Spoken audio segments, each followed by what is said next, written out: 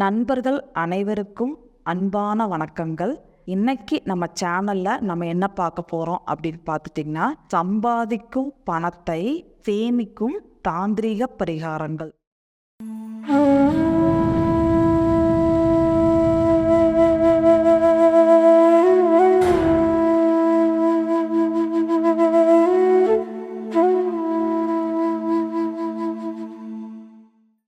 ஒரு 2 பேர் ஒரு வேலையில் ஒரு கம்பெனியில் இருக்காங்க அப்படின்னா, அந்த வர வருமானம் பார்த்துட்டிங்கன்னா 2 பேர் வேலைக்கு போயும் கூட பத்தாது.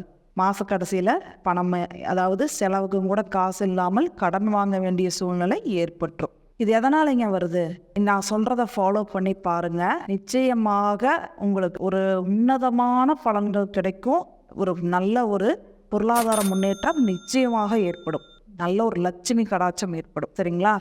என்னன்னு பார்த்துட்டிங்கன்னா, ஒரு அமௌண்ட் வருதுன்னு வச்சுக்கோங்களேன். இப்போ ஒரு 1000 ரூபா வருது. இப்போ இன்னைக்கு ஒரு டெய்லர் அவங்க ஒரு 4 ப்ளவுஸ் தைச்சு ஒரு மேடம் பணம் வாங்கியிருக்காங்கன்னு வச்சுப்போம். அவங்க ஒரு 1000 ரூபாய் இன்னைக்கு அவங்களுக்கு வருமானம் வந்திருக்கு. இந்த 1000 ரூபாய் அவங்க என்ன பண்ணணும் அப்படின்னா, செலவு பண்ணக்கூடாது. 24 மணி நேரம் கையில் இருக்கணும். நம்ம அக்கௌண்ட்லேயோ இல்லை கையிலையோ 24 மணி நேரம் இருக்கணும். அதுக்கப்புறம் என்ன பண்ணணும்? வீட்டுக்கு தேவையான ஒரு மஞ்சள் தூளோ இல்லை உப்போ சர்க்கரையோ இல்லை மல்லிகைப்பூவோ ஏதோ ஒரு பொருள் இனிப்போ ஏதோ ஒன்று வாங்கிட்டு அப்புறம் அதுக்கப்புறம் செலவு பண்ணணும். அப்போது இந்த மாதிரி நம்ம 24 மணி நேரம் நம்ம கையில் வச்சுட்டு அதுக்கப்புறம் செலவு பண்ணும் பொழுது ஒரு லட்சுமி கடாட்சம் நிச்சயமாக ஏற்படும். அதுக்கப்புறம் இன்னைக்கு காலையில் நம்ம என்ன பண்ணுறோம்? ஒரு 10 ரூபா பால் பேக்கெட் வாங்குகிறோம். அதுக்கப்புறம் என்ன பண்ணுறோம்? காய்கறிகள் வாங்குகிறோம். இதை என்ன பண்ணலான்னா, டெய்லி செலவு கணக்கை எழுதணும். செலவு கணக்கை மெயினாக நம்ம எழுதும்போது எத்தனை செலவு பண்ணுறோம், தேவையில்லாத செலவு என்னென்னு நம்மளுக்கு தெரிஞ்சு போயிடும். சரிங்களா?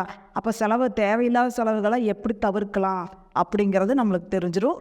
அப்போ இந்த மாதம் இவ்வளோ செலவு பண்ணிக்கிறோமா, அடுத்த மாதம் இவ்வளோ செலவு பண்ணிக்கிறோமா, அப்போ எதில் நம்ம சிக்கனமாக போகலான்னு நம்மளுக்கு தெரிஞ்சிடும். செலவு கணக்கை நம்ம டெய்லி எழுதணும். அப்படியா நம்ம எழுதுறது வீட்டுக்கு தெரிய வேண்டாம் அப்படின்னு நினச்சிங்கன்னா, எழுதிட்டு கூட நீங்கள் கிழிச்சு போட்டுடலாம். செலவு கணக்கை கண்டிப்பாக நீங்கள் எழுதுனீங்கன்னா நிச்சயமாக உங்களுக்கு இந்த வர வருமானங்கள் கையில் இருக்கிற பணம் தேவையில்லாமல் விரயம் ஆகாது. அந்த பணத்தை என்ன பண்ணணும் அப்படின்னா, டைரக்டாக போய் இரும்பு பீரோவில் வைக்கக்கூடாது. இரும்புனாலே சனி பகவான். நீங்கள் என்ன பண்ணணும் அப்படின்னா, மர பாக்ஸ் செஞ்சுக்கலாம். இல்லாட்டி மாமரத்தில் செஞ்சு வைக்கலாம். தேக்கு மரத்துலேயும் செய்யலாம். தேக்கு மரத்தை பற்றி ஒரு பதிவு நான் கண்டிப்பாக போடுறேன். மாமரத்தில் செஞ்சு ஒரு டப்பாவில் செஞ்சு அந்த டப்பாக்குள்ளே வர்ற பணத்தை வச்சிங்க அப்படின்னா கண்டிப்பாக ஒரு லட்சுமி கடாட்சம் நிச்சயமாக ஏற்படும்.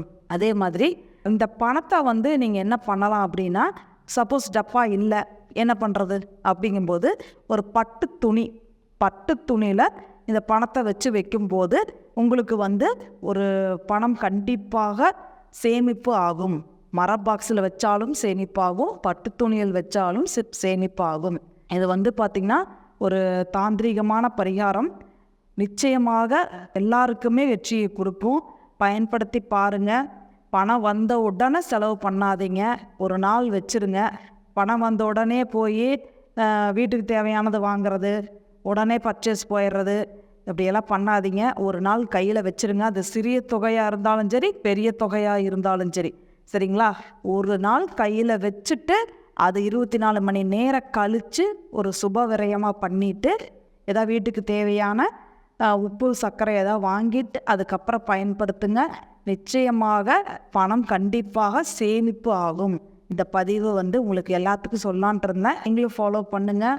கண்டிப்பாக எல்லாத்துக்குமே பயனுள்ளதாக இருக்கும். எல்லாரும் பயன்படுத்துங்க. வெற்றி அடைஞ்சிடலாம் நிச்சயமாக. அடுத்தடுத்த பதிவில் உங்களுக்கு செல்வ வளத்துக்கு உண்டானது கடன் பற்றிய பதிவு நிச்சயமாக நான் போடுறேன். அனைவருக்கும் நன்றி.